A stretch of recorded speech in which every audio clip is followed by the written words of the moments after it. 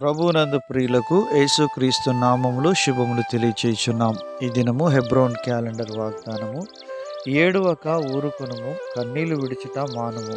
ఇర్మియా గ్రంథము 31వ అధ్యాయము 16వ వచనంలో దేవుడు ఈ మాటలు తెలియజేస్తూ ఉన్నాడు. ప్రియమైనటువంటి దేవుని ప్రజలారా, మన యొక్క ఆత్మీయ జీవితంలో ప్రార్థన విషయంలో మనం అనేక అంశాల కొరకై దేవుని సన్నిధిలో విజ్ఞాపన చేస్తూ ఉన్నటువంటి స్థితిని మనం ఎరుగుతాం. ఇర్మియా దైవజనుడు తన ప్రజలైనటువంటి ఇశ్రాయేలీయుల కొరకు ఎంతో విలపిస్తూ కన్నీరు కారుస్తూ వచ్చినాడు. ఆ మాటకొస్తే ఇర్మియాకు విలపించే ప్రవక్త అని కూడా పేరు ఉంటున్నది.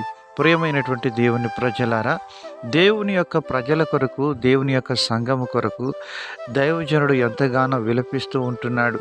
కనుక దైవజనుడు యొక్క ఆ యొక్క కన్నీటి ప్రార్థనను దేవుడు విన్నట్లుగా, చెరల నుండి నేను నీ ప్రజలను విడిపిస్తాను అని వాగ్దానము చేస్తూ ఉంటున్నాడు. ప్రియమైనటువంటి దేవుని ప్రజలారా, ఈరోజు నీవు విడిచే కన్నీరు ఏ సమస్య కొరకు, ఏ కష్టం కొరకు, నీ బాధ, వ్యాధి, శోధన, ఇరుకు, ఇబ్బందుల కొరకు నీవు కన్నీరు విడుస్తున్నావో, నీ కన్నీరు చూసే దేవుడు ప్రభువైన యేసుక్రీస్తు వారు.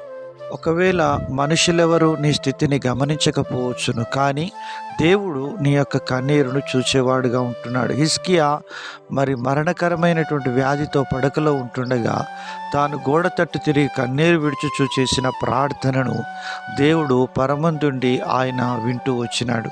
వెంటనే తన వాక్కును యెషయాకి అనుగ్రహించి, నేను అతని ప్రార్థనను అంగీకరించాను, 15 సంవత్సరముల ఆయుష్ను తనకు అనుగ్రహిస్తున్నానని దేవుడు హిజ్కియాను జ్ఞాపకం చేసుకొని సెలవిస్తూ వచ్చినాడు.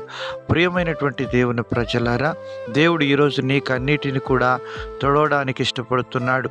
నీకున్న బాధ, వేదన, శోధన, ఇరుకు, ఇబ్బంది, దేన్ని బట్టి నువ్వు కన్నీరు విడుస్తున్నావో దాన్ని దేవుడు చూసేవాడుగా ఉంటున్నాడు. ఆయన నీ యొక్క కన్నీళ్లను తుడిచే దినము ఆసన్నమవుతుంది. నీ దుఃఖ దినములు సమాప్తమగుచున్నవని ప్రభు సెలవిస్తున్నాడు. ప్రియమైనటువంటి దేవుని ప్రజలారా, అన్న కన్నీళ్లు విడిచి ప్రార్థన చేసింది షిలోహు మందిరంలో. దేవుడు సమూయేలు ద్వారా తనకు జవాబిస్తూ వచ్చినాడు.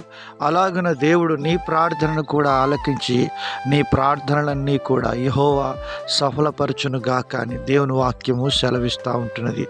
ప్రియమైనటువంటి దేవుని ప్రజలారా, దేవుని సన్నిధిలో నీవు విడిచే కన్నీరు వృధా ప్రయాస అని అనుకోవద్దు. ఎందుకనగా బైబిల్ సెలవిస్తుంది, ప్రభువునందు మీ ప్రయాసం వ్యర్థం కాదు అని ప్రభు సెలవిస్తున్నాడు. ప్రియమైనటువంటి దేవుని ప్రజలారా, నీ యొక్క దుఃఖమును ఆయన సంతోషంగా మార్చే దినము సమీపంలో ఉంది. అలాగనే దేవుడు మిమ్మల్ని దీవించునుగాక.